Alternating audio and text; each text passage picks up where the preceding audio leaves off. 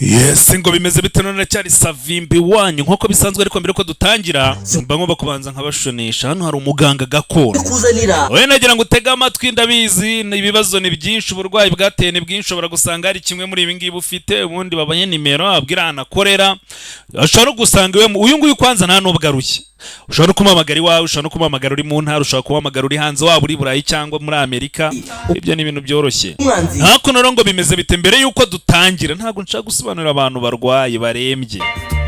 Muganga gakondo yakuzaniye umuti ugaruza ibyibwe utiriwe uruha, si ngombwa kwirirwa ujya ahari, aho uri hose arabikuzanira. Agufasha kumenya niba ukunda agukunda koko cyangwa ataguca inyuma. Agufitiye umuti utuma abagore bakundwa, umuti wirukana ibisambo, umuti ugaruza ibyibwe. Atanga kandi uruhereko n'umuti weza umurima. Atanga umuti ku bakobwa babuze abagabo, umuti uvura inyatsi, umuti wo kwihorera ku mwanzi, umuti w'insinzi, umuti wongera ubukungu, indwara zananiranye, amarozi y'ubwoko bwose. Ahumanura kandi abantu bahumanyijwe, atsirika amarozi y'ubwoko bwose.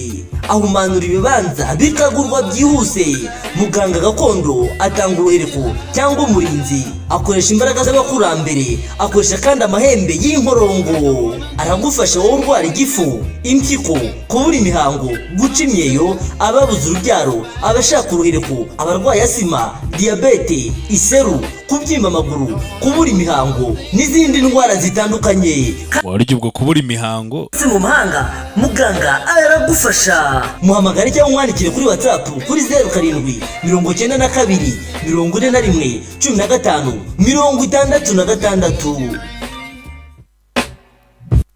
bishoboka, probably nyine birashoboka cyane bishoboka.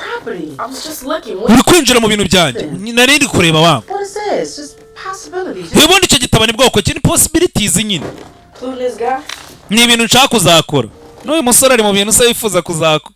Kumbe uyu musore nta nubwo basezeranye, na amafoto yagiye editinga. Mba uyu musore ntago twasezeranye, nta nubwo dukundana, ariko ni umuntu ubaho wa nyawe. Kuki winjira muri gahunda z'abantu ariko? Rya So what's his name? Basimbwira yitwa nde? Inde? Ura musore. Business. Ibyo ngibyo ntago bikureba. His name is Lucky Mother. What? Basimbwira izina ryo manu menye yongegera y'inyamahirwe. Umwana ukuravuze ngo chef Didier turamushaka aze kunyura kuri aya meza. Chef wo kugira ngo aze yaje kureba umuntu utanga commande y'ibintu byose yatetse. Yaje kureba uwo muntu ushaka kumva ibintu byose yatetse ni muntu umushefu, na uno mushefu ni umustar. Ibaze ko n'abayobozi n'abasenateri bazanga bakavuga ati uwo muntu uze kumuteni n'ibintu nanga n'ubundi. Nyizera ndabizi. Retail business for 10 years, man. Imyaka 10 nanjye nkora muri bira bintu rwose ndabizi. Narabikoze.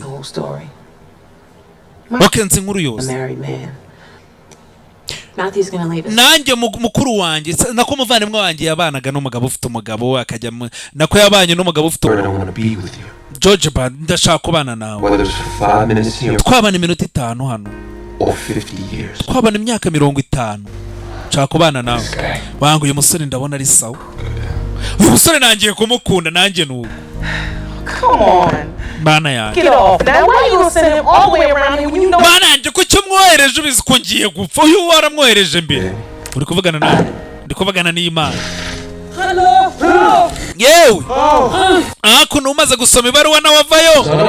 We should join them. Wangu kumbona babaye benshi natwe tujye. George Bell from Dr. Agupta. Umva Dr.